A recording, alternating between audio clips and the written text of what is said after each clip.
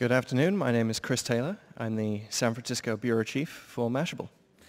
Simon Mainwaring is the founder of We First, a social branding consultancy that helps brands build communities, profits, and positive impact.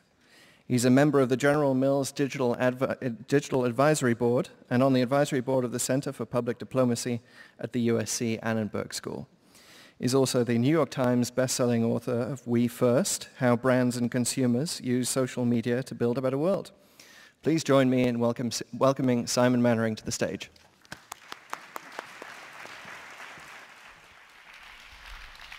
Thank you. Every single one of us in this room deeply understands how grave the economic situation is here in the United States and around the world.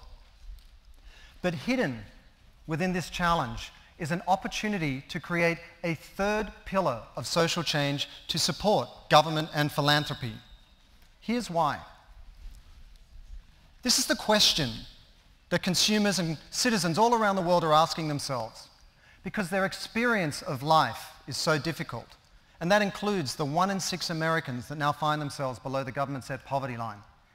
So more people than ever are open and looking for new large-scale solutions. Secondly, consumer distrust. One of the great casualties of the global economic meltdown in 2008 was trust in business. In fact, Edelman tells us that consumer trust in US business to do the right thing has dropped 8 points in the last year to be only 5 points above Russia. And thirdly, connected citizens.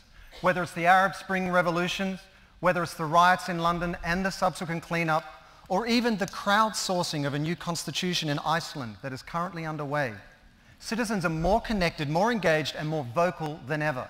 So how do we create a third pillar of social change that addresses all three issues?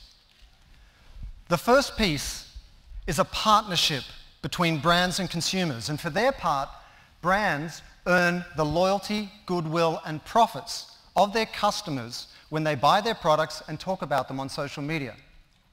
And for their part, customers and consumers, they earn a more responsible form of behavior by brands, which will improve their quality of life. Now, this is the dynamic that is informing the efforts of so many big brands today, whether it's Walmart's Sustainability Index, the Pepsi Refresh Project, P&G's Click for Water Blogovation campaign, Starbucks Shared Planet, it goes on, because this strategy is not just well intended, it's well received. It allows those brands to build communities that ultimately drive profit. And just one powerful example is what P&G is doing with UNICEF, where every time you buy a packet of Pampers, you fund a tetanus vaccination for a mother or a newborn in the developing world, and so far they've funded over 31 million vaccinations.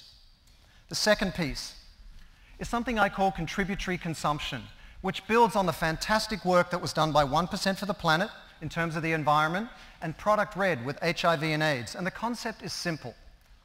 A small proportion of the sale of every product or service goes towards a cause that's in alignment with the core values of that brand.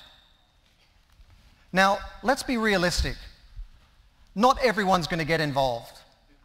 You know, most brands will say, we're still too self-interested. We're going to take over, we're going to honor our responsibility to our shareholders. So let's say only 5% of brands participate. And let's be even more conservative. Let's say that those 5% only give 1 cent on the dollar. As a function of the scale of the private sector, that 1 cent on the dollar from 5% of the private sector would absolutely dwarf the $14 billion raised annually by corporate foundations in a sustainable and systemic way. And here's why. Contributory consumption applies to all 5 areas of commerce: retail, mobile, credit cards, online, and most importantly, the sale of virtual goods and the secondary virtual assets market. Just one recent example is what Zynga did for the earthquake victims in Haiti and also after the tsunami in Japan. They created little avatars that you could actually buy and purchase and put inside your game, and all those proceeds went to the victims. And in the case of the Haiti earthquake, they raised $1.5 million within 24 hours and over $3 million for the tsunami victims in Japan. So we have partnership between brands and consumers, and contributory consumption across all 5 categories of sales.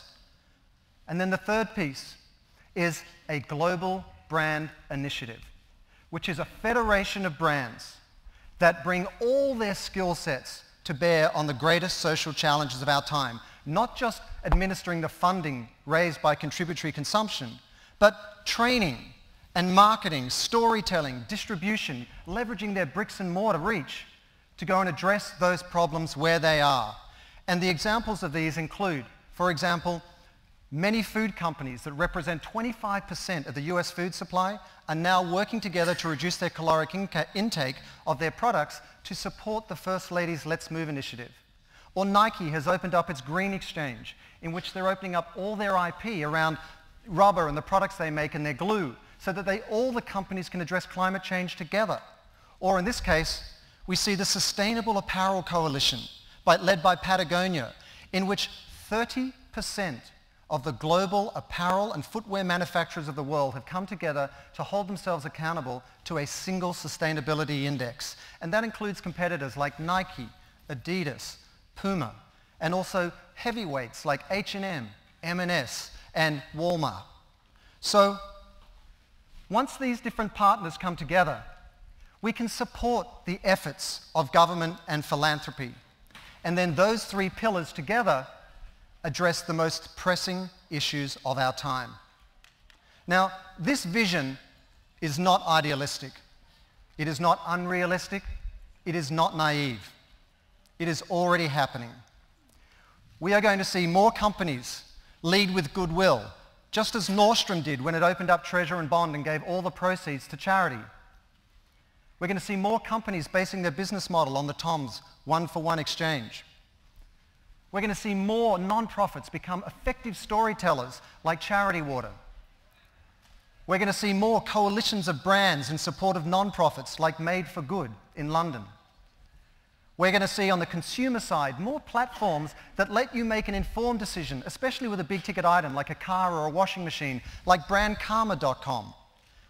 And on the online side and also in the mobile world, we're going to see more tools that let brands nominate a percentage of the sale of each item of theirs to go towards a cause of your choosing, like Social Vest. We're going to see more brands not just sharing their IP, but sharing how they're reducing their environmental impact, as we see with Nike here, with their environmental design tool that they opened up to all their competitors. We're going to see more citizen activism. I love this guy. He's 25 years old. He didn't believe in the protests and the violence in London, so he said, to demonstrate your peaceful intent, sit down at 11 o'clock each day, pour a cup of tea, take a photograph and post it. And in the first week he had 10,000 photographs of people having cups of tea. And we're going to see more community activism like Bee Remedy, which has just started in Atlanta, where they vet a need like a bed or a fridge. They then put it out to the community and it's usually solved and filled within minutes. And to date, in the last year, they've fulfilled over 115,000 needs within their own community. And finally, as we all hear, mobile is the future, and we're going to see more tools in the hands of customers and consumers out there who will basically be able to make informed decisions in the shopping aisle by using barcode scanners to look at a product and see its social benefit rating before they put it into their shopping cart. So this vision for a third pillar of social change can end that false separation between living and giving, between purpose and profit, between consumption and contribution. And it can leverage the enormous resources of the private sector to massively scale social change. This is not just a creative opportunity. This is an absolute necessity if we are to survive as a global community of people, if we are to thrive as a private sector, and if we're to build a better world for all. And if you would like these slides, please just email that address above. They'll be sent to you, and please do treat them as your own. Thank you very much.